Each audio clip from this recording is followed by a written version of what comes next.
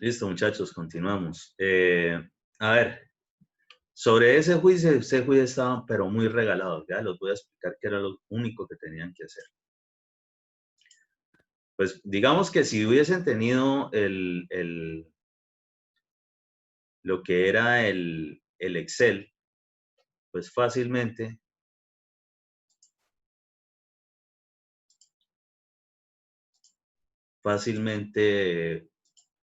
hubiesen ahí desarrollado rápido eso. Las hojas y esa cuestión de que si no las tenían, que no sé qué, resulta que acontece que yo desde el primer día de clase les dije que ahí estaba la información, que fueran haciendo a medida que les iba explicando, incluso que les dejé, yo les tengo ahí el ejemplo en Excel. Les dije que miraran eso, pero que fueran practicando en la hoja, que para eso la tenían ahí, que la fueran haciendo sin ningún problema. Esa es la cuestión. A uno no le pagan como ingeniero por meter cosas en Excel y que bote resultados. A uno le pagan es por analizar qué es lo que está ahí, cómo se hace esa información. En general, ustedes con lo que tenían podían hacer rapidísimo ese gráfico. Bueno, supongamos que, que me demoro con la tabla y que no sé qué, mientras saco la hoja que no la he sacado, mientras busco fórmulas. Bueno, entonces van adelantando los otros puntos. ¿Cuáles eran los otros puntos? Lo de, pues, por Calcular el fórmula. D60.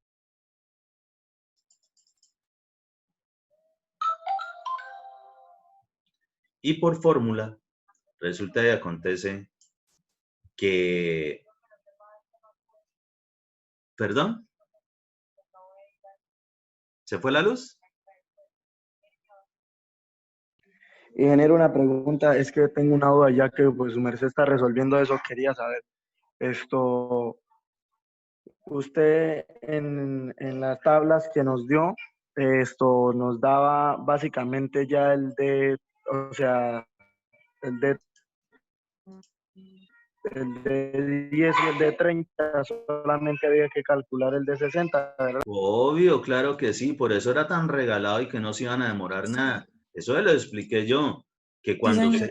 que cuando se tenía de una vez el dato, pues de una vez ustedes buscaban lo que era el diámetro al que corresponde el tamiz y pues ahí ya no hay nada que hacer, ese es el dato. Por eso lo podían hacer supremamente rápido, les regalé dos.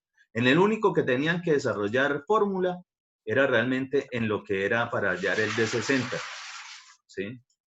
Que para el cual obviamente los límites superior e inferior eran 70 y 50. Era en el único que tenían que hacer la fórmula. O sea que acá de entrada ustedes ya tenían unos datos de una. Para la cuestión del gráfico, pues era solamente trasladar los puntos, no tenía, o sea, yo no los puse a hacer, digamos, la granulometría ni nada, sino que de una vez, teniendo los datos de los tamices, eso sí, las aberturas, y el porcentaje que pasa, que lo estaba dando por acá.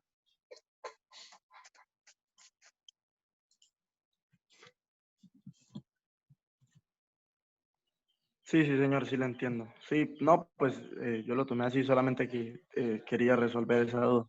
Claro. Entonces, el del 10 directamente era este dato. El del 30 era directamente este dato. El único que tenían que desarrollar era ¿para qué? Para el D60. Tenían que hacer, pues, ahí sí una pequeña interpolación. Una pregunta. ¿Sí? Con respecto a al inciso C, es que usted nos decía que dijéramos está bien o mal gradado, ¿sí? Sí. Y se supone que un suelo es bien gradado cuando sus partículas están distribuidas en la en la gran parte de los tamices, ¿no? Entonces, yo me basé en lo que usted dijo, pues porque no pude realizar la curva, porque no tenía dónde imprimir. Entonces, me basé en lo que usted nos dijo en clase de que cuando lo que está del tamiz 4 para atrás, básicamente es suelo grueso, y casi más del 70% era suelo grueso y muy poco era suelo fino. Entonces, por lo tanto, yo coloqué que era mal gradado. Sí, ¿Ese pero ustedes argumento para es hacer válido? eso, Profe, ustedes profe, para, pero Pero para hacerlo bien grado o mal grado no teníamos que mirar que cumplieran los dos requisitos de coeficiente de curvatura y coeficiente de de uniformidad. uniformidad. A eso es que iba, eso era lo que le iba a decir a Joyner, que específicamente, si ustedes tenían el de 10, que se lo regalé, el de 30, que se lo regalé, y solamente aplicaban la fórmula para hallar el de 60, pues lo metían en la fórmula de coeficiente de uniformidad y coeficiente de curvatura y determinaban si era bien grado o mal grado. En hacer esto, literalmente no se demoraban más de 3 minutos. Y no necesitaba la curva realmente Y para no eso. necesitaban exactamente, no necesitaban la gráfica. Lo que pasa es que yo adicionalmente les dije que me hicieran la gráfica. Es decir, quien hubiese tenido el concepto claro de esa información, de lo que nosotros habíamos desarrollado el proceso, hace rápido prácticamente todas las respuestas y después solamente se dedica a ver cómo saca el gráfico. Es decir, prácticamente iban a tener 15 minutos solamente para hacer esto.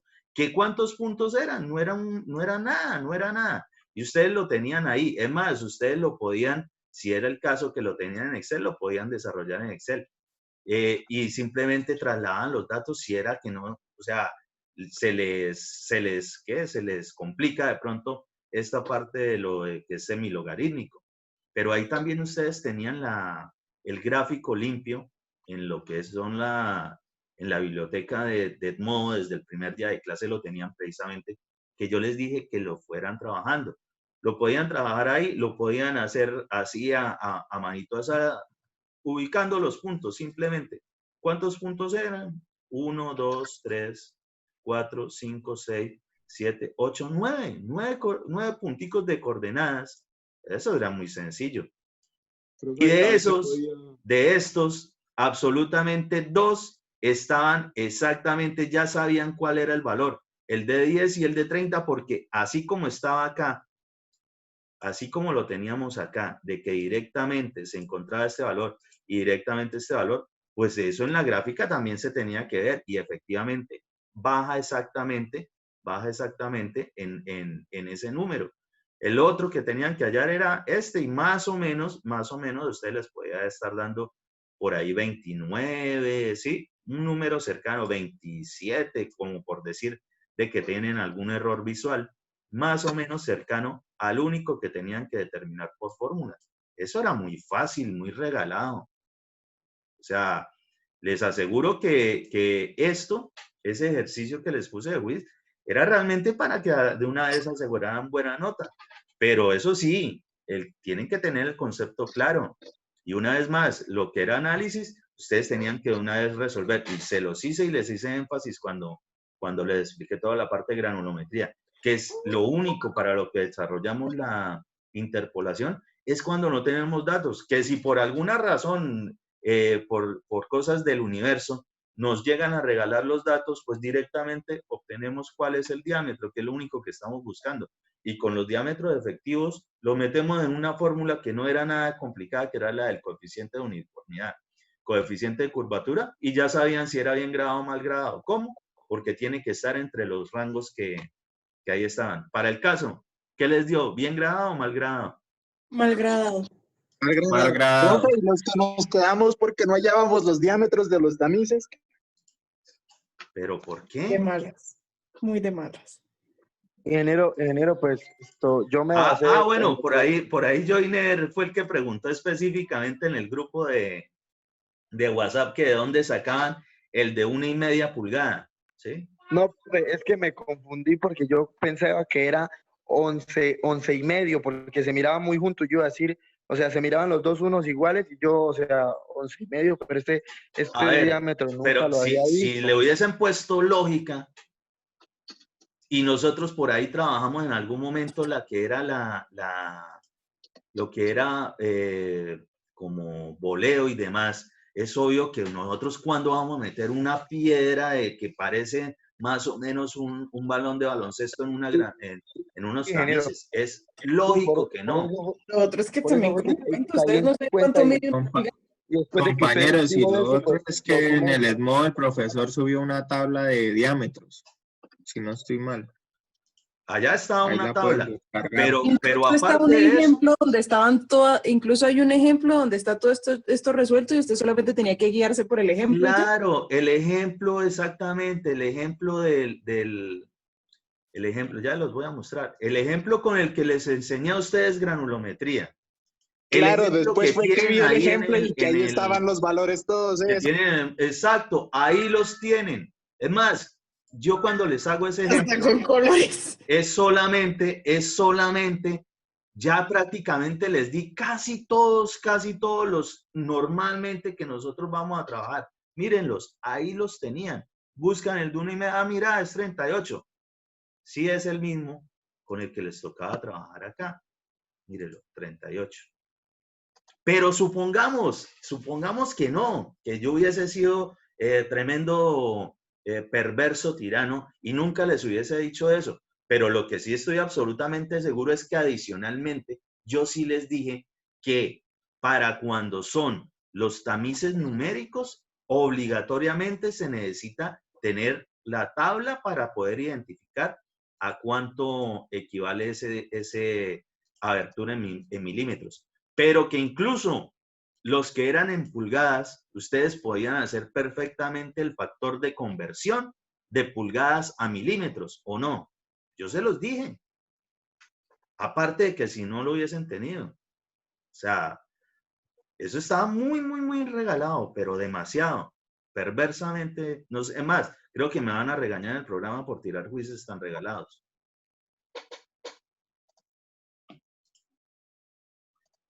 No se preocupe, profe, Verger los está haciendo más fáciles. Ah, imagínense. Muy bien. Entonces, ¿qué era aquí? Ya, supongamos que empezamos a trasladar. Si en esto se demoraban 5 minutos, por muy demorado, bueno, póngale demorados, pero demorados, solamente determinando una sola fórmula, donde obviamente que ustedes tienen que tener la fórmula.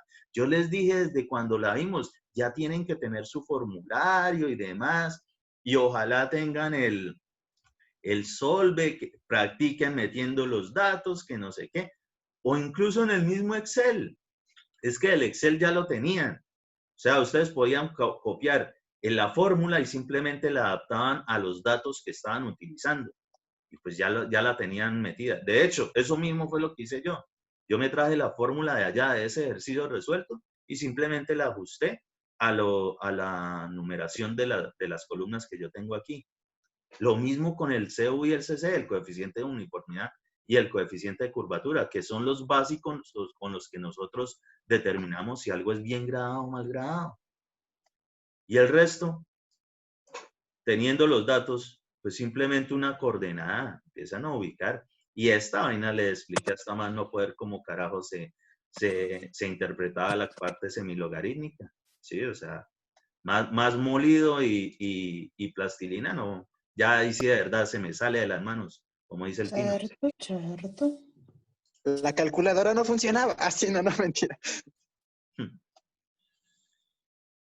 ¿Listo? ¿Entendido entonces qué era lo que había que hacer? Por si de pronto alguno no sabía qué era lo que había que hacer, así era de fácil ese ejercicio.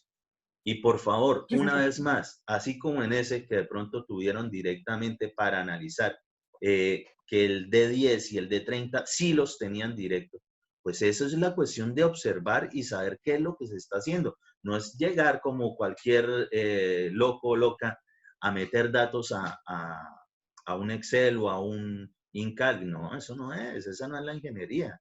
Es saber de dónde viene cada cosa y qué es lo que significa. Y saber para qué o qué tipo de datos son los obligatorios que se requieren para poder desarrollar el ejercicio. Simple, muy simple. Muy bien. Saliendo de eso, vamos a mirar antecitos de irme al nuevo tema, que vamos a ver un nuevo tema que obviamente entra en el parcial, pues veremos la parte básica, es importante saberla. Pero antes de eso, vamos a mirar una cosita acá respecto de lo que es la clasificación unificada de suelos en algo que de pronto no en el ejercicio no salía casi. Entonces, por favor, ahí en sus tablitas, supongamos, en este caso, que nos hubiese dado porcentaje que pasa el tamiz 240 y pico. Ah, bueno, muy bien. Nos daba que era grueso, nos olvidamos totalmente de la tabla que es de finos y empezamos a definir esto. Esta parte aprendimos a hacerla. El porcentaje retenido en el tamiz 4, que lo comparamos con el 50% de lo retenido en el tamiz 200, ¿sí? Aquí no le he colocado lo del tamiz 200, pero ustedes ya saben que el de 0.08 es la aproximación de 0.075, que es el que estamos trabajando, ¿sí? Es igual, eso significa tamiz 200. ¿Qué es lo que pasa? Una vez más les hago énfasis. Cuando estemos aquí en estas evaluaciones definiendo si es lo que tiene que ver con los gruesos solos o si están mezclados, ¿sí? Es con estos porcentajes. Y aquí, por estar el asterisco, así como en la otra tabla estamos mirando, tenemos que revisar esto, si nos da símbolo doble. Muy bien, la vez pasada lo miramos. Ojo, miren que cuando es para saber bien gradado o pobremente gradado, ya sean gravas o sean arenas, aparecen otras cositas por acá. ¿Qué es eso? Ah, pues una evaluación respecto de lo que es el coeficiente de uniformidad y el coeficiente de curvatura. Eso mismo que acabamos de hacer allá. Y aquí, en la tabla, viene la fórmula, ¿sí? Se la recuerdan a uno, de todos modos. Entonces, ¿qué es lo que pasa? Ah, bueno, efectivamente. Tiene que cumplir ambas para que sea bien gradado. Si alguna, mire, si no cumple requisitos de GWSGP, ¿qué significa eso? Que si no cumple alguna de las dos o ambas, entonces de una vez es pobremente gradado. Lo mismo para las arenas. Si no cumple una o las dos condiciones, es pobremente gradado. En esa parte tiene que ver,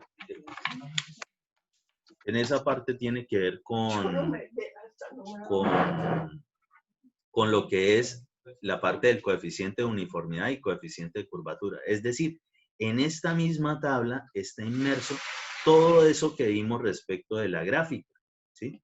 Para poder determinar si es bien gradado o pobremente gradado, ¿sí? Ahí está, coeficiente de uniformidad y coeficiente de curvatura. Esta parte es necesaria que la evalúen, ¿sí? En el caso de que les dé precisamente para eso, es decir, que sea un valor menor del 5%.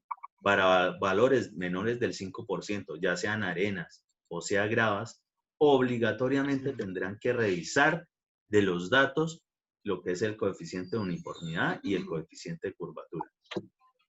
Vamos a suponer, estamos en el ejercicio que estábamos mirando, ¿sí? Donde teníamos específicamente una tabla de granulometría. Si nosotros tenemos tamices y tenemos el dato de porcentaje que pasa, ¿será posible que nosotros halláramos coeficiente de uniformidad y coeficiente de curvatura? ¿Sí se podría hallar?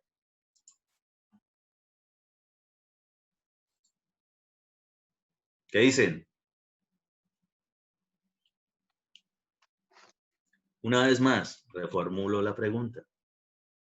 Si nosotros tenemos algo como esto, tenemos una tabla de granulometría como esta. Listo, tenemos los tamices y tenemos el porcentaje que pasa. Si nosotros tuviésemos esta misma información, nosotros podríamos evaluar, pues en el caso de que nos hubiese dado que nos daba menor el porcentaje que pasa el tamiz 200, menor del 5%, podíamos haber determinado el coeficiente de uniformidad y el coeficiente de curvatura. Sí. ¿Sí? ¿Por qué? porque están los datos suficientes para calcular el coeficiente de curvatura y el coeficiente de uniformidad de ahí de la tabla, ¿no, profe? Claro, porque allá nosotros podemos, sea como sea, ya sea si les da gráficamente o por lo menos por fórmula, podrían identificar o determinar lo que es el de 10, el de 30 y el de 60. Claro que sí. Y con esos datos, pues simplemente los meten en las fórmulas y pueden determinar esto. Y se sabe si es bien grado o premente grado. ¿Con cuáles datos? Una vez más, con estos datos. ¿Sí? Aquí nosotros de pronto podíamos hacerlo. Si no nos llega a dar para poder generar esa clasificación con los datos que tenemos, pues habría ya que empezar a reevaluar qué clase de información es la que nos están dando o si fue insuficiente, ¿sí? Porque por lo menos aquí tenemos como dato último en el tamiz número 248.9 y es obvio que por aquí no encontramos por ningún lado ni el de 10 ni el de 30. ¿Sí? En este caso en particular, ustedes tienen que analizar qué tipo de información nos están dando para poder realizar eso. En el caso del ejercicio del quiz, claro que sí, lo podían clasificar. De hecho, les recomiendo que practiquen con ese mismo ejercicio cómo sería la clasificación. Intenten realizarlo. Si quieren, colóquenle de límite líquido, puede ser 17 también, con el que estábamos trabajando, y pongámosle esta vez de límite plástico, supongamos por ahí 8, a ver qué les da. Sí, a ver qué les da.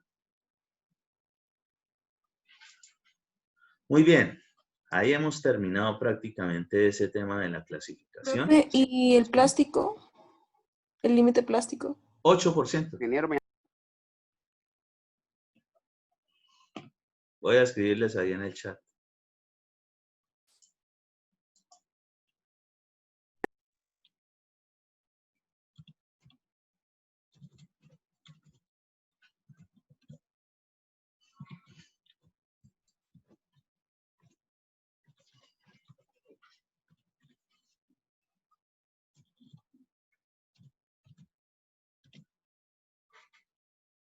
¿Sí? A ver qué les da, a ver qué pueden analizar con esa información.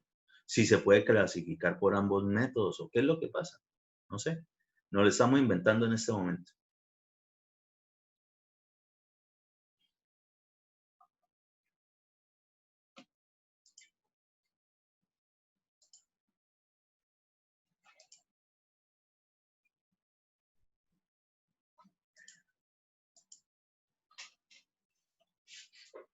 Muy bien, iniciamos un nuevo tema. El tema que nos compete también dentro de lo que habíamos desarrollado en la socialización, que vamos a ver para este primer corte. Por lo menos una parte, porque este tema, digamos, se extiende un poquito porque hay que ponerlo bien, ya que es imprescindible para los siguientes temas que vamos a desarrollar. Y es lo que tiene que ver con las relaciones gravimétricas y volumétricas. Entonces, esto de relaciones gravimétricas y volumétricas, este tema es fundamental para que ustedes puedan desarrollar de aquí en adelante, tanto en este curso como en el siguiente, es decir, en Mecánica de Suelos 2, allá cuando llegan, ustedes asumen de que ustedes ya dominan esta parte. Entonces, por favor, atiendan muy bien, entiendan muy bien. Es algo muy fácil, normalmente están todas las fórmulas y ojo, de esto, a medida que lo vamos desarrollando, ya más bien tal vez mañana haremos alguna que otra, digamos, demostración, ¿sí? Un proceso para poder demostrar un poco de fórmulas que vamos a estar trabajando. Acá también, en Cúcuta también está haciendo mucho calor.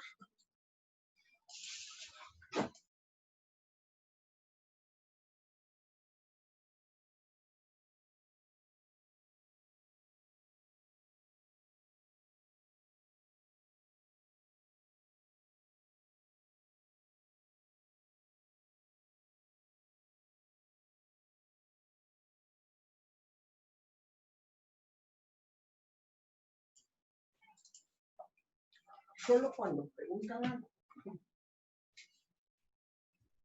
Entonces, para esto, ¿qué es lo que vamos a entender? Vamos a entender realmente cómo es un suelo, sus características naturales, es decir, para lo que nosotros hemos extraído una muestra, ya con la muestra supuestamente que hemos extraído, hemos desarrollado una granulometría, hemos desarrollado unos estados de consistencia, hemos podido clasificar el suelo.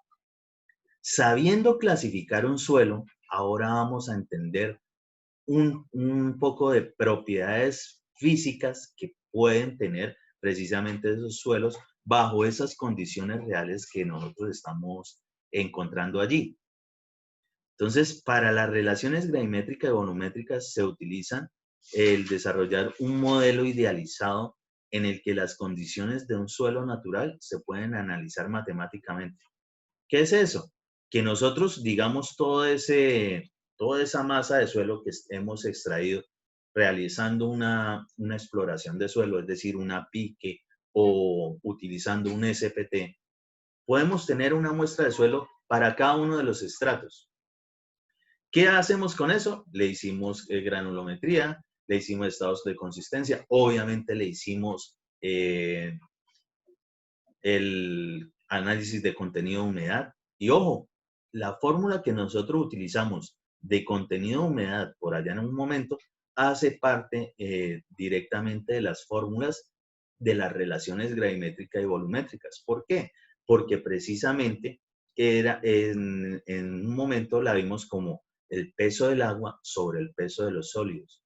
Esos tipos de pesos y esos tipos de volúmenes precisamente es algo que vamos a entender a partir de un modelo idealizado. Nosotros en ingeniería civil siempre nos vamos a poner las cosas, digamos, fáciles. Entonces, es de pronto complicadito en la naturaleza, en estado natural, extraer información a veces para poder realizar cálculos matemáticos. Entonces, nosotros siempre intentamos realizar modelos idealizados. Para el caso, nosotros aquí vamos a hablar de algo que se denomina diagrama de fases, ¿sí? Y ese diagrama de fases, ahorita vamos a entender bien de dónde sale o por qué se realiza. Ustedes van a realizar seguramente para mañana una parte de eso con lo que vamos a desarrollar ahorita. Entonces, siguiendo acá, entendiendo esto, ese nombrecito gravimétrico tiene que ver directamente con gravedad, ¿sí? Y para el caso de nosotros, de lo que vamos a estar trabajando en nuestra formulación, seguramente vamos a estar hablando es de pesos, que es exactamente lo que es una masa por la aceleración de la gravedad. Es decir, pre-kinder de física, cosa que obviamente ustedes dominan a la perfección. Una vez más, peso siempre va a ser masa por la aceleración de la gravedad, siempre. Y relaciones volumétricas hace referencia específicamente al volumen, ¿sí? Al volumen. Entonces nosotros vamos a intentar desarrollar y vamos a generar un poco de fórmulas bajo ciertos parámetros donde vamos a poder relacionar, y ahí viene el nombrecito, relaciones, lo que son los pesos y lo que son los volúmenes. Es decir, vamos a poder llegar a un acuerdo, a una forma de cómo integrar unas con otras, teniendo en cuenta que una cosa definitivamente es peso, ¿sí? Y otra cosa totalmente es volumen.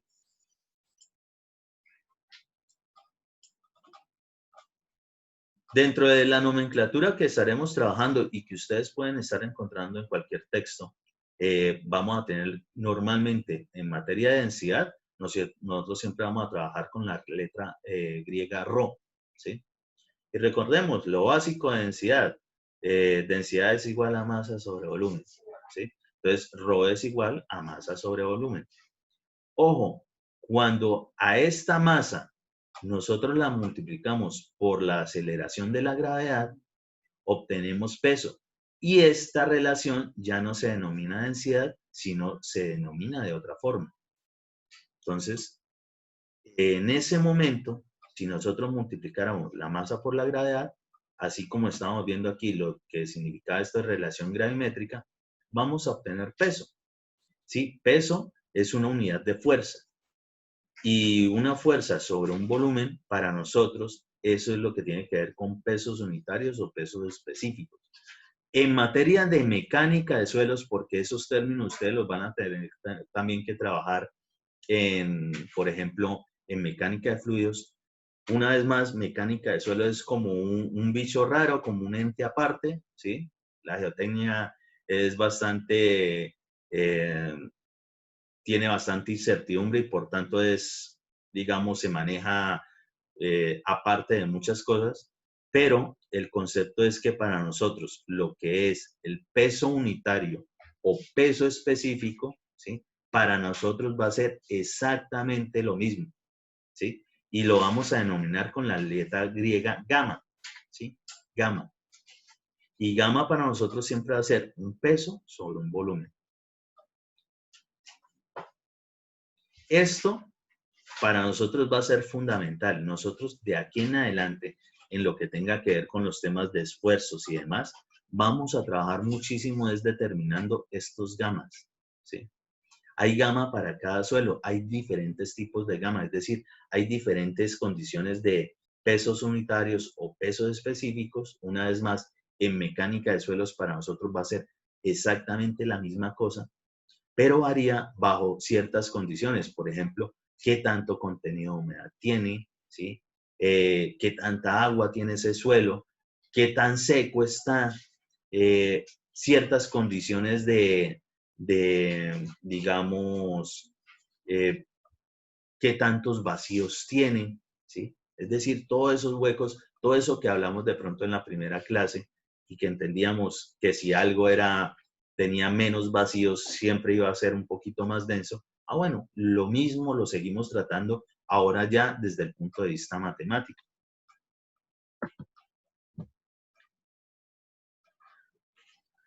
Así como para ir entrando en materia, nosotros siempre vamos a tener estas fases. Y ojo, las fases de los suelos es algo totalmente diferente a los estados de la materia, ¿sí? Para nosotros esto es lo que contiene un suelo. Una parte sólida, una parte líquida, una parte gaseosa. Ahorita lo vemos de pronto en un modelito 3D como para entender mejor esa parte. Es decir, que esa muestra de suelo nosotros no es que la tengamos fácilmente. Si alguna vez han agarrado un poco de suelo en la mano, y si no, por favor, para mañana espero que lo hayan hecho. En cualquier momento saquen algo y empiecen a observarlo. ¿Qué logran determinar allí? Primero, a veces es fácil identificar que de pronto ese material de suelo es bastante poroso, es decir, que tiene vacíos, que tiene huecos. Esos huecos, los huecos siempre, esos vacíos, siempre van a estar llenos de algo. Entonces, ¿qué puede estar lleno? Puede estar lleno de agua, puede estar lleno de aire o de ambas cosas, de agua y aire. Una vez más, eso única y exclusivamente para mecánica de suelos. ¿Que pueden haber otros gases? Claro que sí. ¿Que pueden haber otros líquidos? Claro que sí. Pero nosotros en mecánica de suelos para ingeniería civil hacemos referencia es solamente a eso de agua y aire, solamente. Perdón. Entonces, No había abierto el micrófono. Planificar una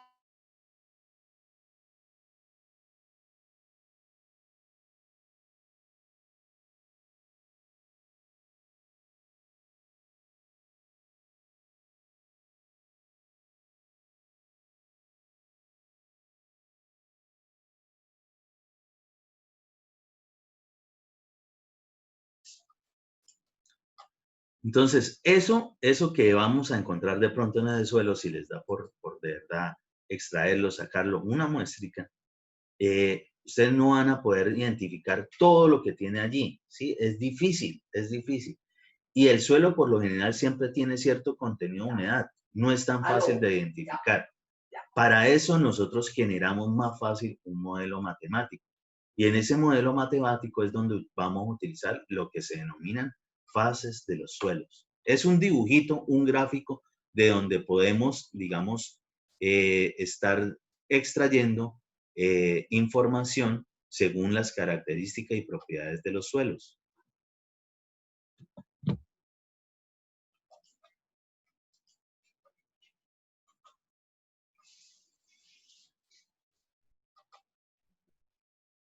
Entonces vamos a mirar de pronto por acá.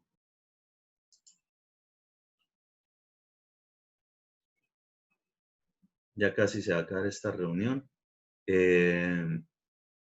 Más bien las voy a cerrar, ya les envío el nuevo link. Para los últimos 15 minuticos que tenemos de clase, vamos a entender bien esa parte de cómo es la muestra de suelo, qué nos encontramos, digamos, en estado natural y cómo lo llevamos a un modelo matemático fácil de entender. Entonces ya les envío el nuevo link.